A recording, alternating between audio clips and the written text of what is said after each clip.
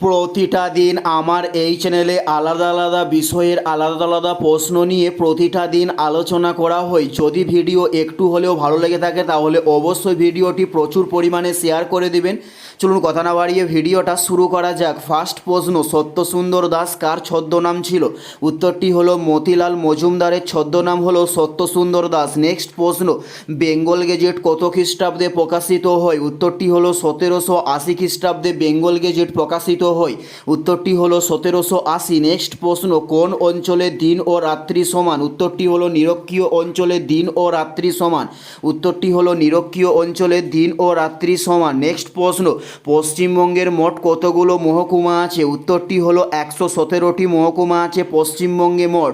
উত্তরটি হলো 117টি মহকুমা আছে পশ্চিমবঙ্গে মোট। নেক্সট প্রশ্ন, কে গণপরিষদের সদস্য ছিলেন না? উত্তরটি হলো গান্ধীজি কোনো গণপরিষদের সদস্য ছিলেন না।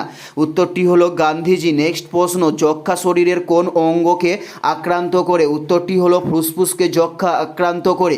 উত্তরটি হলো ফুসফুসকে যক্ষা আক্রান্ত করে। নেক্সট প্রশ্ন, ভারতের সংবিধানের স্বীকৃতি ভাষা কটি? উত্তরটি হলো 22টি ভারতের সংবিধানের স্বীকৃতি ভাষা। উত্তরটি হলো 22টি ভারতের সংবিধানের স্বীকৃতি ভাষাকে বলা হয়। নেক্সট প্রশ্ন, ভারতের সর্বোচ্চ পর্বতবেষ্টিত মালভূমি কোনটি? উত্তরটি হলো লাদাখ ভারতের সর্বোচ্চ পর্বতবেষ্টিত মালভূমি। উত্তরটি হলো লাদাখ। নেক্সট প্রশ্ন, লং মার্চ কোন দেশের ঘটনা ছিল? উত্তরটি হলো চীন দেশের ঘটনা লং মার্চ নামে পরিচিত। উত্তরটি হলো চীন দেশের ঘটনা লং মার্চ নামে পরিচিত। নেক্সট প্রশ্ন, শ্বসনের কোন প্রক্রিয়ায় ইএমপি পথ বলা হয়? উত্তরটি হলো গ্লাইকোলাইসিসকে বলা হয় ইএমপি পথ।